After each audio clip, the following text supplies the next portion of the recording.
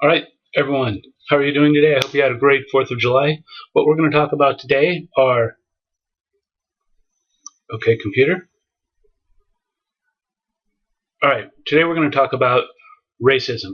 I know the book has a whole chapter on race as one of the inequalities, and it's a good chapter. You still need to read it, obviously.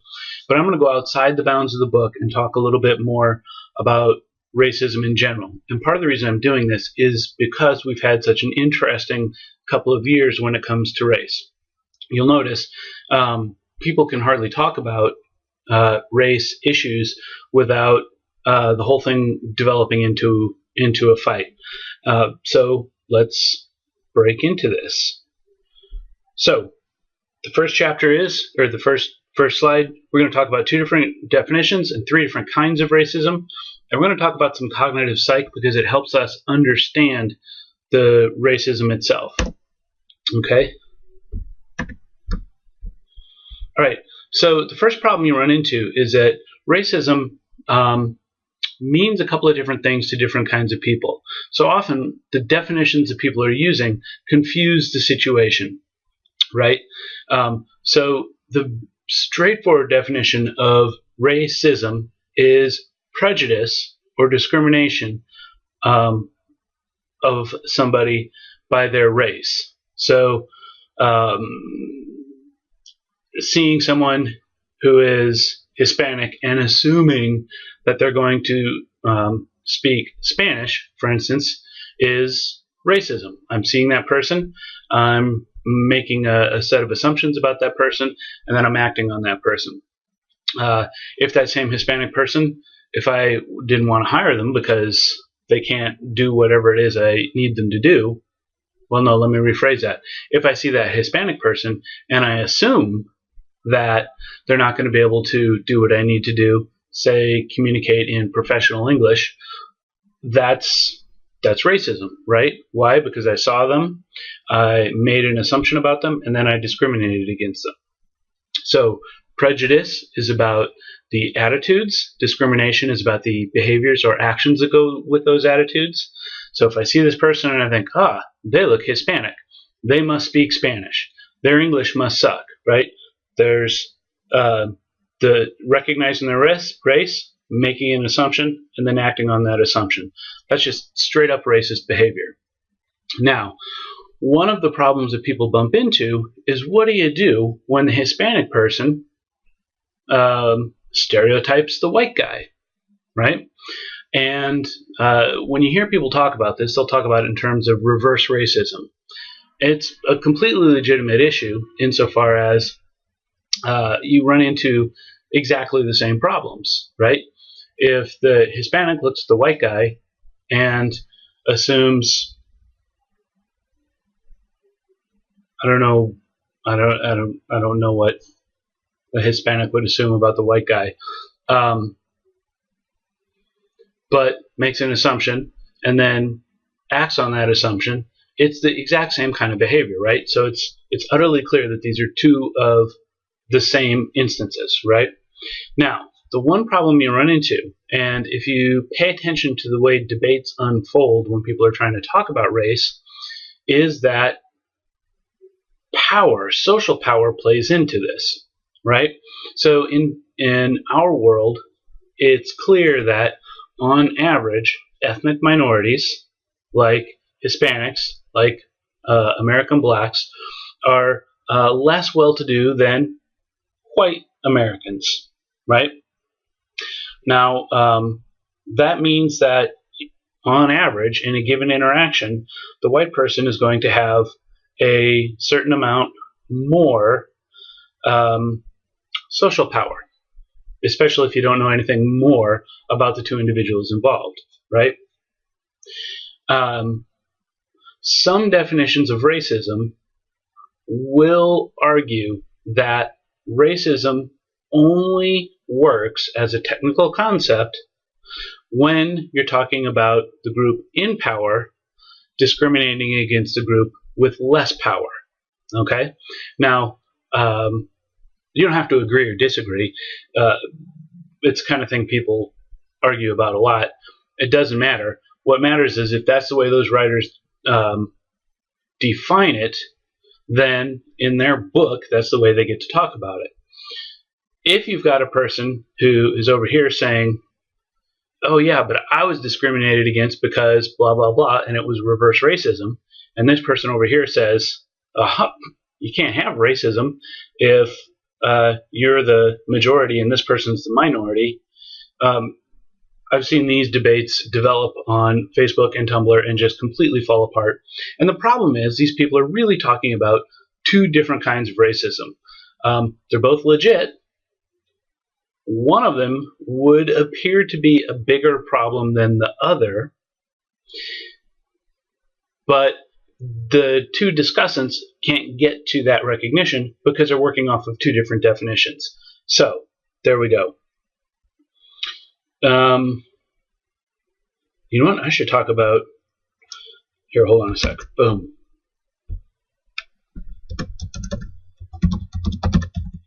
I wonder if we should do a privilege one, or at the very least we can make sure we get that in the next one of these.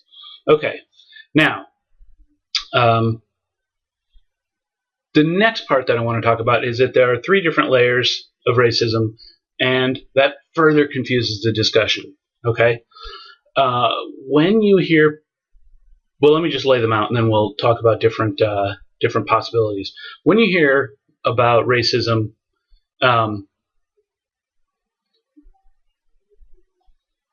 how do we say this? So the first layer is overt, and that's going to be the most obvious layer of racism.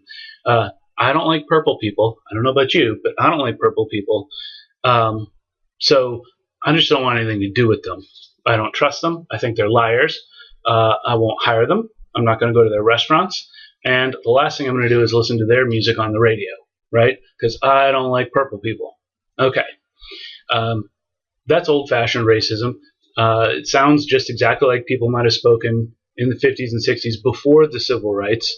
You will find exactly that kind of writing about black Americans before emancipation, right? These people just assumed and knew beforehand and were completely overt, thus the name overt, about saying what their assumptions were about that other group. Okay? Now, the next layer is cognitive and cultural. Let me back up. The one thing I will say about overt, maybe two things, is first, when we're talking about overt racism, people of good intentions, I'll give them the benefit of the doubt that they don't do this anymore. They really don't want to think, I dislike fill in the race. Asians, Hispanics, blacks, middle-aged white guys, right? Because that's prejudicial. I have students in my class that say, but I don't see race. And I think they're not lying, right? They have friends that are a bunch of different kinds of people. And so they really, that kind of 50s mindset saying, I won't go to their church, I won't eat dinner with them, I won't be friends with them, that's completely... It's crazy, right? So these are the people who will say racism is gone now, right? And you can see how they really believe that. Now, if you believe racism is gone, then you can see how conversations or truths that happen at the next two levels could be really frustrating to those people. The second point I'll make about that is because it's not okay in today's world to be, or at least today's public world, to be overtly racist, anyone who really is overtly racist should be smart enough to not talk about it. If they're not smart enough to not talk about it, I just can't imagine them getting very far in life. Okay, so that's overt. That's the 1950s bit. Now let's talk about the cognitive and the cultural. This is a little bit tricky. And I'm going to talk more about this in a moment on the next couple of slides. So I end up expanding cognitive and cultural quite a lot through this discussion. But I'm putting it after overt because overt is, I don't like these people, I don't think I don't like them, and I'm okay to not to say I don't like them. To move to the cognitive or the cultural, what I want you to recognize is this is almost subliminal or unconscious. And this is where we really start to run into problems. The third layer, you also have some of the same problems, or problems that also result from thinking racism is gone. But let me explain cognitive and cultural for this to make sense. All right.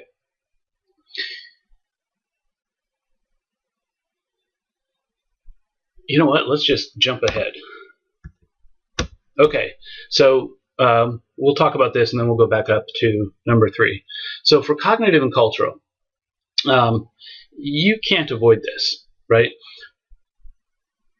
And this makes people a little bit defensive because I would like to think that I'm a decent enough human, that I'm not prejudicial, I'm not stereotypical, I'm not, racist or sexist or any of these other isms. So when some hippie liberal commie college professor comes along and says, "You are racist," right? My hackles go up. When I took sociology back in college, around the time of the Rodney King riots, I was a defensive white kid because I just did not see myself acting the way people were talking about, right? And this is where that layer 1 and layer 2 start to really matter. So let's put race right here for a moment on the shelf, and let's just talk about the way your mind and your brain works, okay?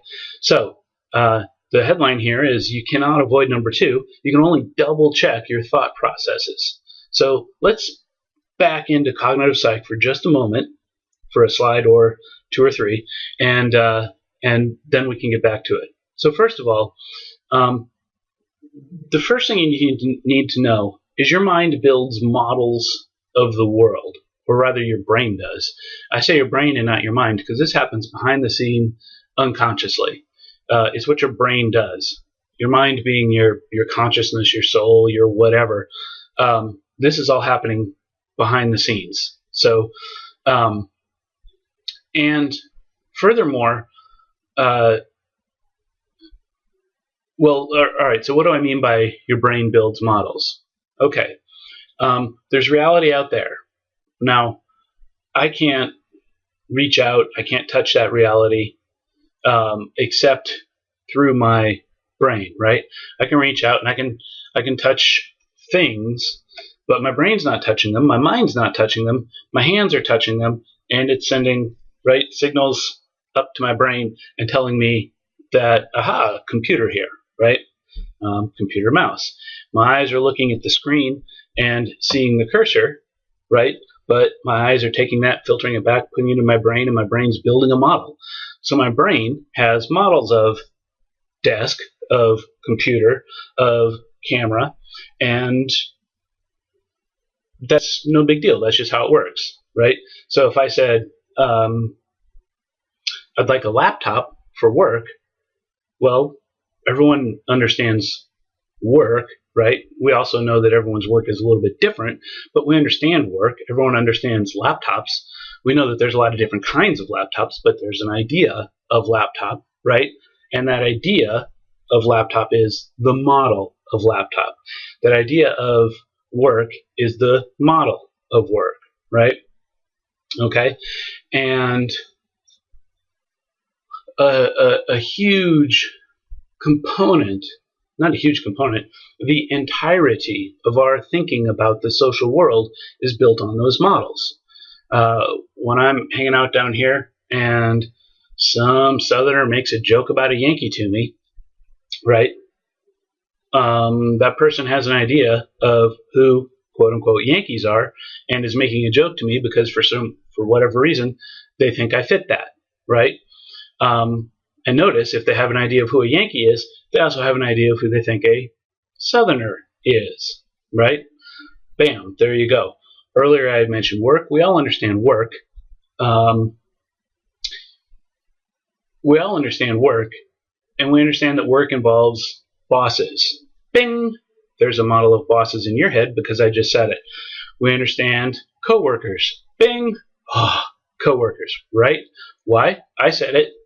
I took that word and triggered your model of coworkers so that you would have the same, hopefully, model inside your head that I have inside of my head. Of course, we know that there's lots of different kinds of coworkers, and we know that if we bump into a new situation, we're going to have to wait to get to know these coworkers individually. But look at that. When you enter a new situation, a new job, and there's coworkers there, you're very careful how you treat them, right? You don't treat them as Susan and David and Paul and Emmy. You treat them as coworkers, right? A general coworker, a model of a coworker, until you get to know them better and you know what's special and unique and what's workable with each of them, right? I just stereotyped a whole room full of coworkers, didn't I? I have a model of coworkers, and until I get to know them, I'm going to treat them generically. I have a model of bosses, the people I have to work for, right? But until I know Andrea and Suzanne and Jim and John, then I don't, right? Until I know them, I have to treat them like a generic boss. So this is how your brain works. You walk into a new situation, and those models that you've developed all through the rest of your social world are put in place, right? Until you get to know the individuals specifically enough that you can treat them as individuals. But alas, even our individuals are themselves models, aren't they?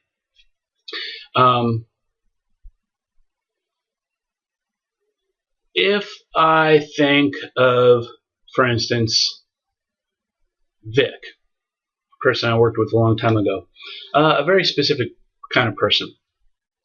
And if you walked in and treated Vic as a female coworker, it kind of made her mad. She didn't like if you called her Vicky, right? I don't know why. I never asked. I just knew you only called her Vicky once. After that, it was Vic or Victoria, period, right? Now, it was just like everybody. Sometimes she was in a better mood. Sometimes she was in a worse mood. Sometimes I was in a better mood. Sometimes I was in a worse mood. So when you bumped into this person and actually started speaking with her, you didn't really know which person you were going to get, right? Or where on that realm of mental happiness she would be. You just kind of went to feel her out and then see how you could deal with her that day, right? I'm saying this like she was a problem. She wasn't a problem. She was actually great. She was just the first one that came to mind for not treating too girly. She was a bad example. But I have had some coworkers who, when they were good, they were awesome to deal with. They were a lot of fun. I liked hanging out with them. But when they weren't doing well, they were downright miserable. And sometimes you had to actually watch that they weren't throwing you under the bus with management, trying to make me take the responsibility for his or her screw-ups, right? Now, so you've got this person, and this person has these characteristics, but which one are you dealing with on what basis, right? So you have to go with your general model until you figure out how you're going to deal with that person today. Hopefully that makes sense. And this is the way that your brain deals with everything. Even our language is nothing but generalizations about different things. I say tree, you get a picture in your head. That picture is a generalization for 100 billion different trees around the world. But I say tree, you generally know what I'm talking about. If I say pine tree, then I'm further refining that, and you know a little bit more what I'm talking about. But if I say cut down the tree and let's make some firewood, you're going to need to know if that's a tree that's good for firewood or if it's going to build up in your chimney and burn down your house, right? Those are different outcomes from the same thing. You've got that model. Now you got to find out what's going on to refine that model to figure out how it's going to work, okay? Now the third point here, your brain works by building associations between those models. This is just a weird thing, but it's exactly what it says. So perhaps you've been in this situation. You see someone from, I don't know, someone that you see in your classes. You don't know them well, but they're in your classes, and then you're out around town and you bump into them and you're thinking, I know that person from somewhere. Where do I know that person from? But you also know, then it like hits you. Oh yeah, they were from class, right? But you also know if you ran into that person in class, you know that person was Jamisha. There we go. I just sent an email to Jamisha. You know that person was Jamisha, right? But outside of class, right? Now, how does that work? Well, when you walk into the classroom, your brain, not your mind, your brain, this is the subconscious part, your brain is taking in the fact that you're walking into the university, which class you're walking into, and it's building out the associations that is going to help you effectively deal with that environment. And part of the associations that you're going to need to know are, who are the people in the class with me, right? It's the funniest thing, but if I go back to my hometown, I can drive anywhere in town. I still know how to get where I'm going, right? But I don't remember the street names to save my life. But if I could go back, step off the airplane, so that, right, my brain is starting to get the input from that environment and build out the associations I'm going to need, the street names aren't a problem, okay? I love this example, so those of you who've had my classes before may have heard of it, but there's a cognitive psych experiment where you prime people. You have people come in and you give them a word test, and one group of people has a word test that's full of happy words, life, joy, love, and you've got another group of people who are getting a very sad word test, and the words are, about death and sickness and unhappiness and all these sorts of things. But what's really going on isn't, the word test doesn't matter. The word test is just the primer to build the associations. The real test is someone sitting in the hallway with a stopwatch, watching these people as they exit, right? And the craziest thing is, the person in the hallway with the stopwatch is measuring how they're walking away and trying to describe their gait. The people that got the sad list, the sad word test, they're actually walking slower, a little more depressed. I don't know how you measure that with gait, but somebody does. They're maybe limping or favoring old injuries.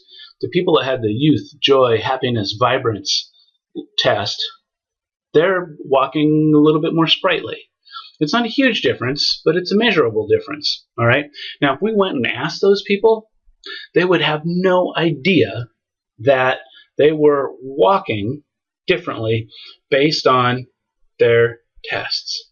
If you ask this person why they were limping, they'd say, well, I don't know, my knees bother me today. Well, that's true, but we also know partly why the knee is bothering them, because we had them read a list of death, injury, sadness. That same person, after doing this list, their knee wouldn't be bothering them as much. It's kind of crazy that way, okay? So here's where this starts to knit together, right? The fourth point here, you make decisions in particular instances, right here, right now, based on these general models, okay? Earlier this semester, I talked about walking up and meeting a group of women and whether or not you tell dirty jokes, right? So you're in a new situation. Your brain is taking in what that situation is. Your mind is wondering, oh, I wonder who I should talk to. But your brain is bringing all this information. Your brain is then jumping to models, right? And then your brain's building associations, bringing in this other stuff that you're going to need. You can see how this results from, or may result from, something like an evolutionary need. If you're walking through the swamp, your brain needs to be primed to see snakes, right? If if you're in war, your biggest problem isn't snakes, your biggest problem is other humans.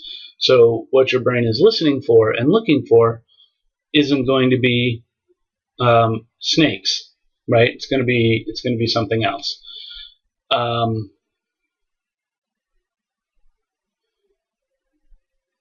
If you're in a situation full of unfamiliar people, your brain's going to be working overtime to try and sense whether those people are hostile or friendly and whether you're in danger or not. Okay? It's just a part of your brain sensing your surroundings and backloading, if you will, the programming, but the models that your brain thinks it's going to need. It's your brain working on autopilot. Okay? All right. What do we have here? So let's go back up here to cognitive and cultural. So now what does this mean from a discussion of racism? Well, okay. Let's talk about some uncomfortable, facts, truths. So it's been my experience that on average, white Americans aren't that familiar with a lot of black Americans. It's not like they have hundreds of black friends. And they certainly aren't very familiar with black culture. Okay? So there you go. Okay, now, you and I both know that if I go out on the internet and pull up the Macon paper, I'm going to be able to find stories about some black criminal, right? And you also know that as we read through the comment section, people are going to make all sorts of assumptions about that black criminal, and that part doesn't matter. All that matters is that he's black. Okay, so you're reading the newspaper. Who reads the newspaper anymore? What am I kidding? You're reading online. You're watching the videos, and what you're getting is one story about black crime after another story about black crime. Okay? Now, for the average white American that doesn't know much about black Americans, their brains are building associations of danger and crime off of something like the crime section in the local paper. Okay?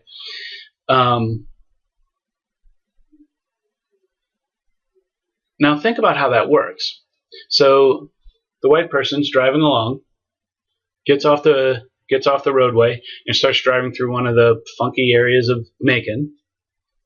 And what do they see, right? Well, it's not real well to do, so they see houses that are really not well taken care of. That makes them a little bit nervous, right? Why? Because their brain, not their mind, although I'm giving them a huge benefit of the doubt here in saying they're not overtly racist or discriminatory, but their brain is noticing that these neighborhoods are kind of beat up, and the brain's bringing up the associations that go along with that, right? Their eyes see somebody hanging out outside, and that somebody happens to be black. Their brain starts, without them even being aware of it, pulling up the Macon paper and pulling up every bad guy they've seen in the movies for a very long time, right? Starts pulling up every negative association, and it's putting it back there because their brain thinks they are in a hostile environment. So their brain is prepping them to be safe. Okay? Now, this is a person who, like I said, I'm giving them the benefit of the doubt, thinks that they're not racist. And if you talk to them, yes, they have some black friends, and no, they never did anything mean to a black person. But because the culture carries this idea of black Americans as dangerous, and especially black men, and because the media that they see reinforces that, then when they get into a poor black neighborhood, they start to get nervous. right? That's racist behavior, isn't it? But it's racist behavior they're not even conscious of. Okay? Now, this is where the not knowing a lot of black people actually sort of matters. Because black people aren't any more dangerous than white people. I mean, duh, right? There is a higher proportion of black men in prison than white men, for instance, and blacks are less well-to-do on average. But we're still talking about, for the most part, the person this person, the black citizen of this neighborhood that the white person driving through is seeing. Chances are he or she's not dangerous because they're not.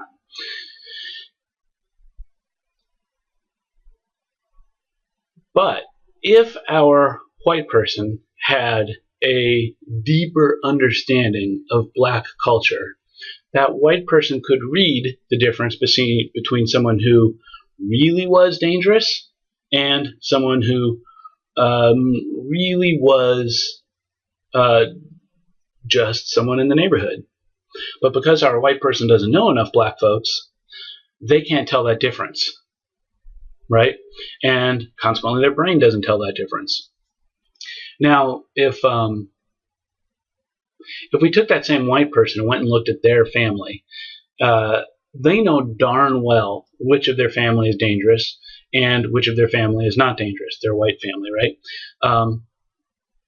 If they are close enough to the right environment, they're going to be able to tell which guy on a Harley with leather and studs is a drug-running criminal gang member and which one's a middle-aged attorney that wanted a Harley, right? But if you're not close to enough middle-aged white guys to know the difference, right, then you're not going to be able to recognize that. And your brain is very conservative when it comes to survival. You're not going to recognize that the middle-aged attorney is essentially playing dress-up. You're going to see them both as dangerous, right? Well, that's exactly what is going on in a lot of white Americans' brains or subconscious when they are driving through the funky neighborhood in town, okay? Now, as it says here, it's cognitive, meaning it's part of how you think. You have to recognize that thinking point. And as a headline here, you can't see it, as a headline here says, you can't avoid number 2, right? Because your brain works on models and because your brain builds these associations faster than you can consciously think about it, it's happening, okay? What you can do is you can double check your thought processes. We'll talk about that in a moment. All right, so where does the cultural bit come in? Cultural. Oops. Where does the cultural bit come in?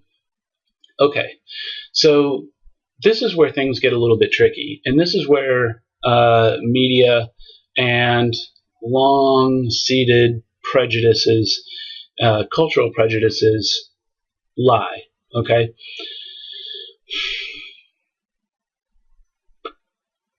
How can we do this?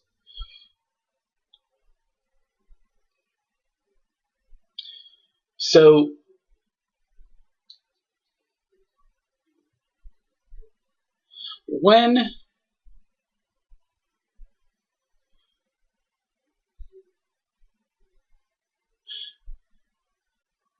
how do I say this? Again, I'm just going to wade into it. Bear with me, but it's uncomfortable to talk about. In our culture, black men, especially black men, are seen as dangerous. Okay?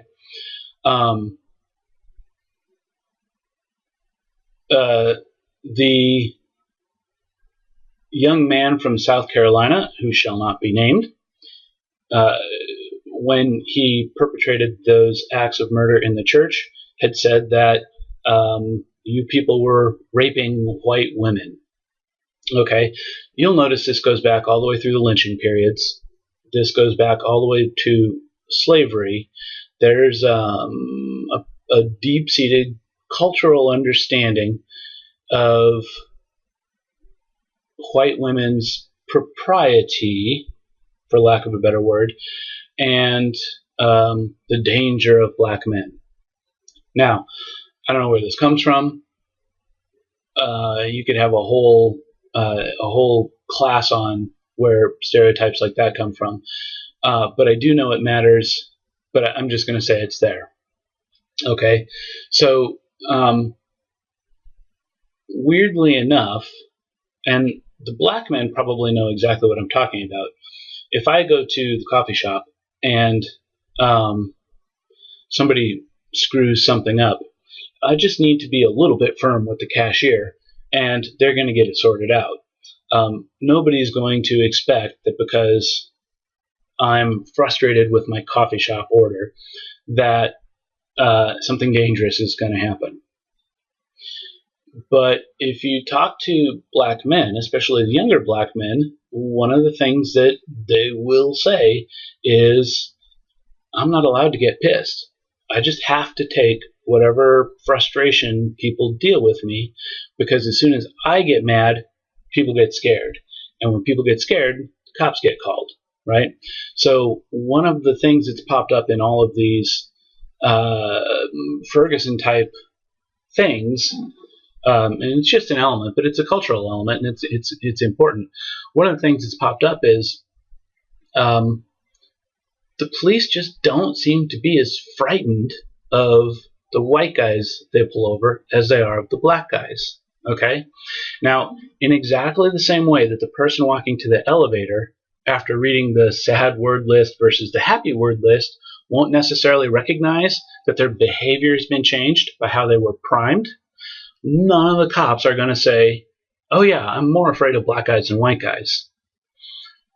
But in the cultural subconscious, whatever you want to call it, Durkheim's collective conscience, the social psychology of America, whatever you want to say, in back of that is there's this idea of black men as scary. Scary enough that people have been murdered about it, and scary enough that there's negative police outcomes even now. All right.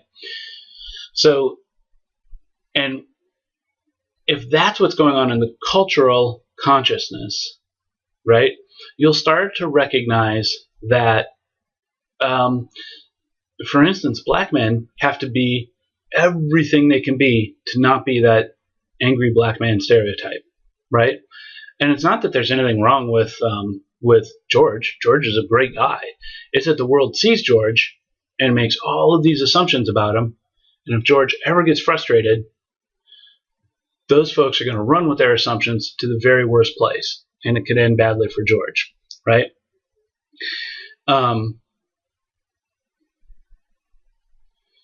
Okay. Now, think of the assumptions different people have about different races, or genders for that matter, and you'll start to see how the culture, whether we like it or not, is influencing what we're thinking. Okay? Another example that I'll use, and this is applicable for gender, is when a new kids show comes out on Disney. My kids are big enough that this doesn't happen so much anymore. But when a new kids show comes out on Disney, the characters aren't very deep. In fact, they're ridiculously shallow. There's always the funny fat kid, right? There's always the beautiful girl, but who maybe isn't so smart. And there's the smart girl who feels overshadowed by the beautiful girl. And they'll also have, sometimes they'll do, different races. But the bigger point is, notice how they don't have to actually deploy an actual character. They deploy a pretty but ditzy character, and our cultural assumptions fill in the rest of what we need to know. Hopefully that makes sense. Okay, so when you hear words like thug or urban or ghetto, and these end up being stand-in words for code words for black, so we don't have to actually talk about race, you start to see the set of assumptions that people are working with. And you also recognize that all of your black friends and classmates, and those of you who are black, are recognizing that you're working against these cultural assumptions that may or may not describe you, right? They may or may not even describe real people because, well, this is actually kind of weird, but most of the people you know aren't real people. What does that even mean? Well, think about it. If you go through your day, you go to class, you meet 20, 30 people per class, you go out into work and maybe meet 20 or 30 people at work on a daily basis. And those people you see over and over and over again, all right? But then when you watch a TV show, you get a whole new set of characters, and there's 10 or 15 characters in that TV show. And then you go and you watch a movie, and there's 10 or 15 characters in that movie. And then you go and you switch from, I don't know, House of Cards to Game of Thrones, and there's 10 or 15 more characters. And then you go watch The Wire, and there's 10 or 15 more characters. And, right, you start to recognize by the time you add up all of the media you've consumed that's trafficking in these stereotypes, and notice, we still haven't talked about commercials, which have to get their point across in 30 seconds. And so if they have to get their point across in 30 seconds, how much are they going to develop real characters? They're not. They know that they're just pitching two generalizations. Okay. You have, in your life, consumed thousands and thousands and thousands of characters worth of media. And each and every one of those is just a stereotype, a generalization that's meant to trigger something in your head. And when you start adding up the real people you know, it ends up being pretty small, right? I think I said before that my nose is tickly. I think I said before when I was talking about this that I feel like I know something about Mormons. But when I sit down and add it up, really, I know one guy that left the church, another couple that left the church, a family of like 5 or 6 kids that stayed and is very faithful, a couple of sets of neighbors. That's it. Like, I know all these people, and it's based on less than 20 or 25 people, right? But, you know, I watched Big Love, and I see Sister Wives sometimes when my wife has it on. So how much of what I know is based on the time spent with these real people, and how much is based on these TV characters, right? It ends up being sort of a problem. When you realize how much of your brain and your brain's associations are filled up with these media creations, which are not real humans, it gets a little bit creepy. And if we're talking about race, consider that every time you open the paper and, oh, there's a black guy that did something bad, oh, there's a black guy that did something bad, more of those people are going into your bank for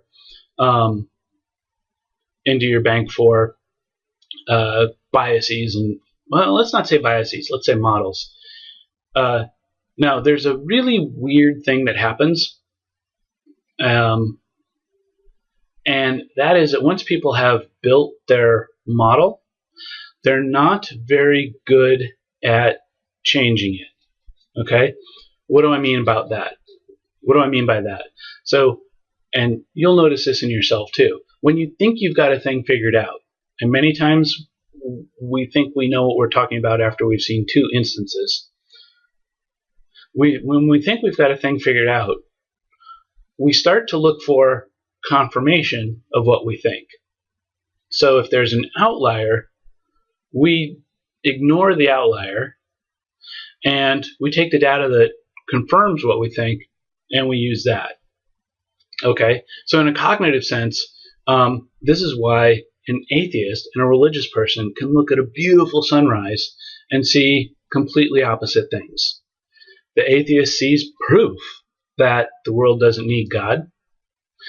The religious person looks and sees proof that God is everywhere.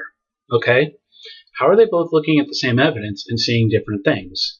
Well, they're both using confirmation bias. That confirmation bias is what we were talking about in terms of ignoring the outliers and confirming our models. So, all right. So hopefully you can see how this works in race and ethnicity. So after we have our models of different people, so we know that the gangsters are Italian and they live in Jersey and they talk like Teresa Caputo, right? Because we learned that on Soprano, and we know that that thugs, quote unquote, are inner city kids that deal all sorts of mostly crack, I think, and we learned that from The Wire. And then we know that Mormons are good people with crazy lifestyles, except for when their religion wants them to not be good people. And we learned that on Sister Wives and Big Love. Then when you actually meet someone and that someone doesn't fit, you're not likely to say, oh, my model's wrong. Because of confirmation bias, you're likely to say, there's something wrong with that example, right? So I fill my head up with images of black culture that came from watching The Wire, and then I meet Ryan, who wears a bow tie and dresses pretty and doesn't do any drugs at all and is like a filmmaker. Well, is Ryan weird, or is my model of black culture wrong? Well, what I'm likely to assume is that Ryan is weird. All right? Okay, so that's the cognitive and the cultural. They go together to create this subconscious bias that is what people are fighting. White people, because they want to recognize, they want so badly for the bad old days to be over, because and they get very defensive very quickly. I say that as a white guy that used to get very defensive about this. The bad old days are over. I don't treat people that way. No, you don't. You don't say, I don't like green people, green people. I don't like green people, and I'm not going to hang out with them. You just don't recognize that when you're in this situation, in fact, you are acting stereotypically, right? And you see evidence of this cognitive and cultural. You see evidence of this cognitive and cultural when you start looking at the resume experiments, or the bike rider, the unlocking a bike experiment that's in the video list. You see it when white folks, without recognizing they're using racialized language, start talking about scary thugs. Right? So something bad happens, and the white kid, he's just a bad kid. He's a bad kid. Something's wrong with him. But the black kid, oh my God, they're thugs. Well, how are they using this racialized language and not recognizing it? Because they're downloading these models from the culture. And until they recognize it, they're not going to get better. But they are going to say, but look, I was never mean to a black person because they were black. No, they weren't. That's the difference between the overt and the cognitive cultural. All right. So the structural is,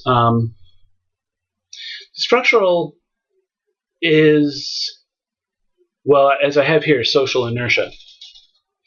So, well, actually, let's just look at it this way. So I've been using examples. Some of the code words that get thrown around in today's world are urban or inner city, or even ghetto. All of these things refer to the fact that most inner cities are black.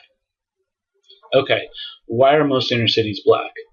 Well, most of my students, as I said, I was in college when the Rodney King riots went down back in the very early 90s. And most of my students weren't even around when that was going on. So if we go back to when Emmett Till was killed in the Civil Rights Movement in the 60s, we're for sure talking about, I mean, these are people who are as old as my mother. My mother's not that old, for a 70-year-old. So most of us weren't there when civil rights happened. But when civil rights did happen and integration was ordered of the schools, and I know that a big driver of the suburban expansion after 1963 was that integration of schools, what people have called white flight. There were other issues too. There were economics. There was the auto industry. There's a lot to that story, but a big part of that story, especially down here in the South, was white flight, so that the white kids didn't have to go to school with the black kids. Okay. Now, again, those kids whose parents took them away are grandparents and great-grandparents now. They're 60 years old. I am not. I wasn't around when it happened. Nevertheless, because white flight happened in the 60s, and because the quality of the city schools declined, because the people that had money were taking their money elsewhere, you and I, have inherited a world where the city schools kind of suck compared to the suburban schools. And instead of having segregation by race explicitly, we have segregation by class, right? So unless you can afford to live 20 miles away from work and drive all the time, unless you can afford to buy a house in the right neighborhood, you're not going to get the better schools. Since you're not going to get the better schools, right, with the whole thing with Weber and life chances comes through. If you don't have a shot at the better schools because of nothing you did, then you don't have as good a shot at the better colleges, and you may not even go to college. And that means that the shots at the jobs that you have shots at aren't as good, right? So right there, because of white flight in the 60s, we're dealing with a world now where there's this group of people who are here who don't have the same options as a group of people here. Because these group of people are, of course, they're going to use the options that they want for their, of course you're going to do as well for your kids as you can. So they keep throwing their kids into the upper middle class if they can. And these people over here, they throw their kids up, but there's nowhere for them to go because they don't have the right internships, they don't have the right college, they don't have the right college because they don't have the right schooling, they don't have the right high school because, right? So right there is an example of, a structural difference. It's an economic difference, it's a social difference. It's not the fault of anyone. I didn't do it, you didn't do it. But the results are very real, and the results are very racialized. Okay? Here's another example. Let's go with Ferguson. Ferguson, hold on. Still with the cat. I can't interrupt you. Okay. So, Ferguson is one of those inner ring suburbs that was really great in like 1960. But by 1970, it had been leapfrogged several times. So the Ferguson itself, the per capita income is pretty low. Because the per capita income is pretty low, the police department is not well funded. Because the police department is not well funded, a larger percentage of that police department's budget comes from policing the citizens, right? Actually using the citizens as fundraisers. Every ticket, every fee, every fine, every trip to court, all those things are generating fees which are funding the police department. So the police department's leaning hard on its officers to harvest money from the poorest, the poorer city, precisely because it's a poorer city, right? If we go out to I don't know, Beverly Hills in LA, truthfully, how much of that police department is being funded through petty drug arrests, traffic fines, right? Not at all. That police department is going to be very well funded because those people can afford it, and that police department's not going to be leaning on the citizens trying to extract wealth from them. Ironically, in a town like Ferguson, where nobody has any money anyway, that's exactly what's going on. The police are having to lean on them to fund their department. Okay. Notice that this is a structural thing. There's not anything any one individual is doing that's an evil, terrible thing, right? The cop's just doing his job. The residents are just living their lives. But because of something that's completely larger, something that's social and economic, that dynamic is set up, which creates a virtual powder keg. Of course, the people feel like they're being policed ridiculously hard because the cops have to, because that's the only way the cops have to generate revenue for their department. Hopefully that makes sense. Those are just a couple of examples. So when people talk about structural racism, they're not talking about racism you can pin on somebody acting obnoxiously. They're talking about racism that's built into the system. Okay? And that's a different kind of thing as well. Okay. Oh my goodness, I have talked and talked and talked and talked. All right. So the final two slides here, because I've talked for longer than I wanted to. The final two slides I want to say here actually transcend race and gender and actually get to how you think about problems. All right. So the smartest thing, what I have here is the smartest thing you can do to improve your thinking is to is not to pretend that these stereotypes and categories don't exist. This is the problem with colorblind racism. By trying to be individually colorblind, which is a laudable goal, you should judge people on their individual traits and characteristics. But by forcing yourself not to see race, you're also then, by default, not able to see racial differences or racial unfairness either, right? But at any rate, this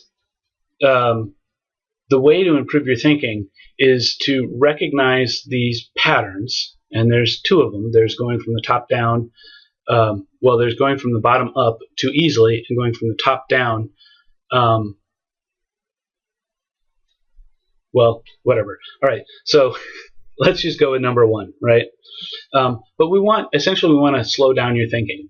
Like I said, this is all happening in this great big computer of your brain in the back, and what you are trying to do is to slow that thinking down so that you can correct it when it's wrong. It's right often, or we wouldn't have evolved. It's not bad, but you will get smarter if you can get control of these. If you can get control of these processes, right? So, number one, the first problem is making generalizations off of very few instances. So, here's an example. Back when I lived in Indiana, I rode bike with a club, and the club rides were Tuesday night. They had a lot of different rides, but Tuesday was the main night, and that was fun. So Tuesday you go out, you ride with the club. Then I moved to Philly, and I tried to go for a couple of rides in Philly, and